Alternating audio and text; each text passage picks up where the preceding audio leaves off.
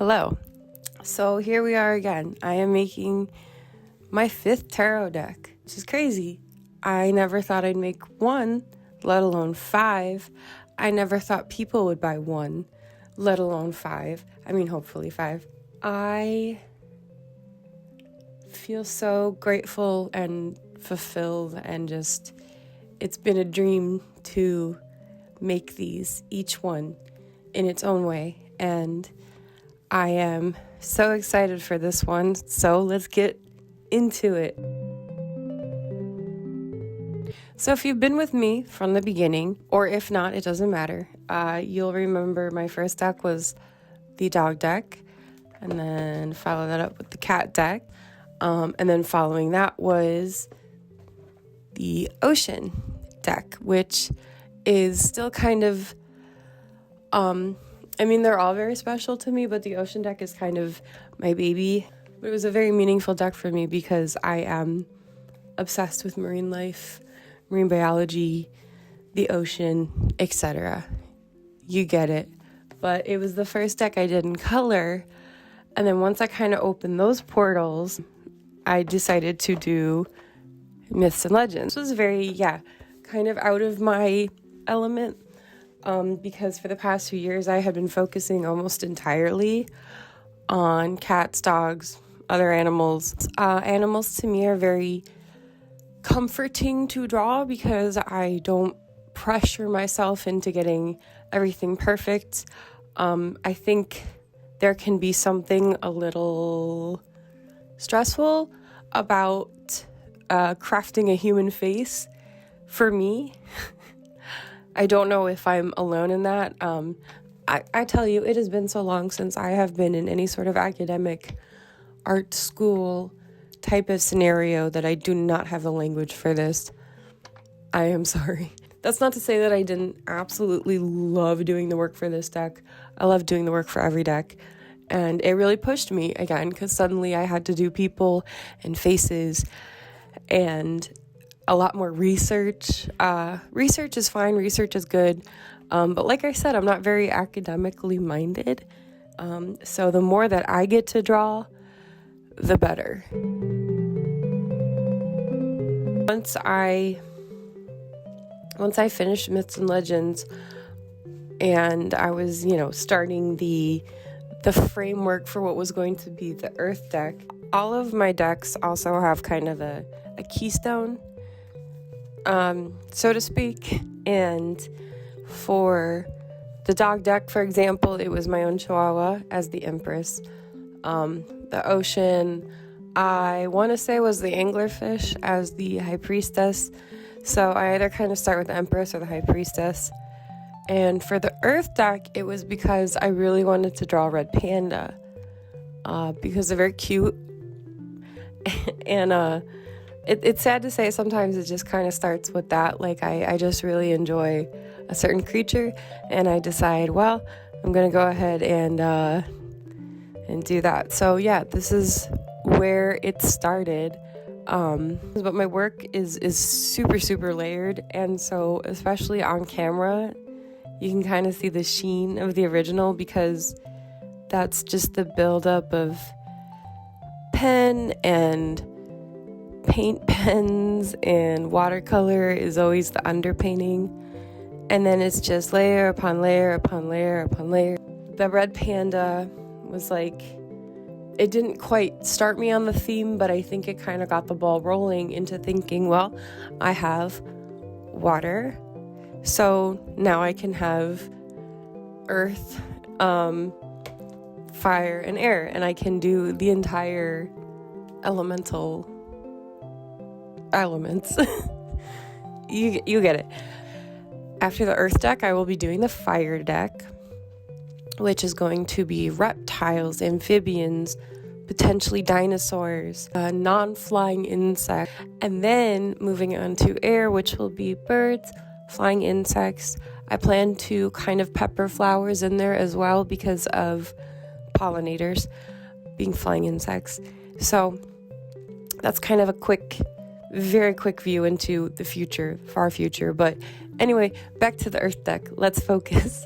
So because I've already covered ocean life, including quite a bit of ocean mammals, I wanted to focus on earthbound mammals, terrestrial mammals, those that share our dry land with us for the most part, including a lot of animals that could be extinct, like the Tasmanian devil.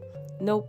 A lot of animals that are already extinct, like the Tasmanian tiger, to other animals that are either extremely vulnerable or threatened or are truly nearing extinction. My message, as it was with the ocean deck, is that we have a lot to lose on this planet, and a lot that we are losing on this planet. And I know it seems silly coming from someone who is potentially responsible for the death of a lot of trees because they are printing tarot decks. I do try to keep my production as small as possible because I really do not want any of this to be wasted or to sit or to be a product that gets thrown away. I will be mirroring the ocean deck, however, in green. And then it will also have its own backer, of course, and it will have gold gilding, gold embossing, a yellow ribbon, and the booklet will be updated. So the ocean booklet is okay, but it does need to be updated to what I think is my new standard, which was the Myths booklet, which means it will have spots of color, it will have larger margins, it will have a more legible typeface, and I believe that's about it. Also, this will be the first time that I bring back sets. What I will be doing is having a brand new edition of the ocean deck to ship with the earth deck if you order a set as one of the tiers. The reason for this is because I would like to update the booklet, and also just a few little, housekeepy type things, more personal preferences for me, like some of the cards being a little dark, maybe brighten those up. I want the colors to be very vibrant. I want the texture of the art, the colors to really shine. So I will be paying a special attention to that for this deck. And also, much like the ocean deck and Myths and Legends, there will be an altar cloth. I really love making these. I have my ocean one, obviously, and then the Myths one, which was 18 by 18, so it was just a little bigger than the oceans one. And then the one that I'm working on for the earth deck will also be 18 by 18 inches because I love packing in all the detail I can. But it will have a what I hope will be a very beautiful leaf print. I am working on it currently, and I feel like this is also a great time to finally share like a bit more of my process work.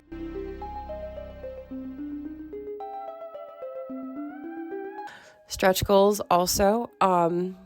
I did talk about a tote bag for Myths and Legends, and it unfortunately was not viable at that point. However, if we do hit 40, I believe, if I'm incorrect, I'll put it up here. But if we do hit 40, I would like to do the double-sided tote bag. Past that, I really want to start moving into the hardcover book territory. So, as I've mentioned, and as a lot of you who have perhaps joined me for the ocean deck are aware, also for Myths, I do PDF accompaniments for some of my decks, and this is also planned for the earth deck, and that includes every single illustration. It includes an expansion on perhaps the creature, the card itself. And they also include custom layouts that my writer creates. So it would be so neat to eventually have those PDFs be actual hardcover books. And at the end of this entire process have, the huge 4-deck collection. I always get nervous around this time because doing these has become my life. And I, again, feel unbelievably lucky that this is my life, that I get to do this, that I have found truly the only niche I think I have ever been made to be a part of. But I do hope that people are or have been happy with my product. I feel proud of what I've created and what I hope I can continue to create. And you've all been so lovely, so kind, so amazing. I'm not a very active social media user in as much as I should be with people, I suppose. I just hope that it's known that I truly, truly, deeply appreciate it. So I do hope this deck becomes a reality and maybe some of the stretch goals. And I am so excited for the next few years if this continues to pan out and we can go ahead and grow this elemental set. And I don't want to get too ahead of myself, but I am so excited about this idea that I'm just going to go ahead and paint it for you. If I complete these, I really want to do a space deck. I have no idea how I'm going to make it a reality, but hopefully by the time I get there, I can do it.